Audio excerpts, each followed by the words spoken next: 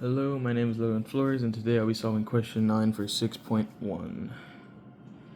Alright, so what we first want to do is we want to find out what type of graph this is for when solving these equations. And when looking at it, we can see that if you move it 1 over here, that it would be a sine function. We can also see right off bat that this is a reflection.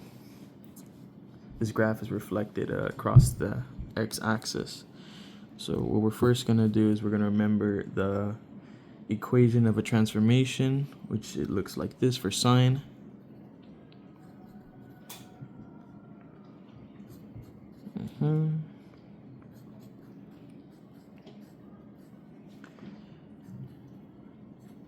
A is our amplitude, B would be our period, D would be any horizontal translations, and C would be our vertical translation and midpoint. So when looking at it here, we see that it has a height of -2, or sorry, getting ahead of myself. This has a height of 2, and this has a height of -2. So we already know what our amplitude is, as well as our midpoint or vertical translation. So C would be 0. Our amplitude would be 2. And since it's a reflection across our x-axis, it would be sine is going to be negative to show if that's a reflection. So yeah, like this.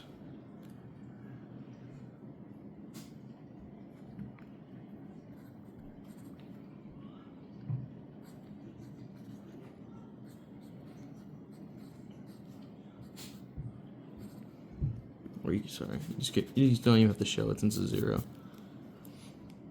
There you go.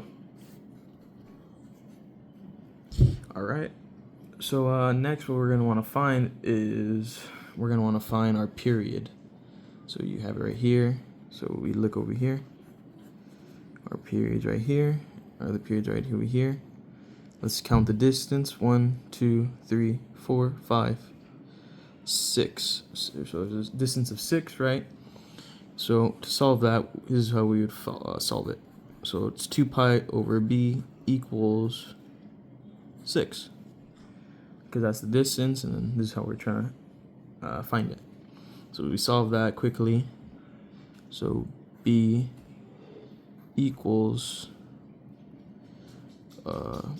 2 pi divided by 6. You could divide out the 2, so it's just pi over 3. As you see. And there we go, we have our b now. So y equals -2 sine pi over 3x minus d. So now we just gotta find our d, and to do that, you look at your graph. So normally a sine graph would look like this. I'm gonna do a real rough graph of it. There you go, that's our sine graph. So our sine graph, rather than looking like this, would just be like this.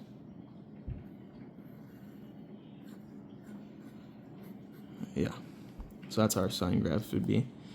So when we compare it, there's a horizontal translation of 1 to the right. So we know what our d is now. Our d would be negative, or d would be 1. And now we just insert our stuff in.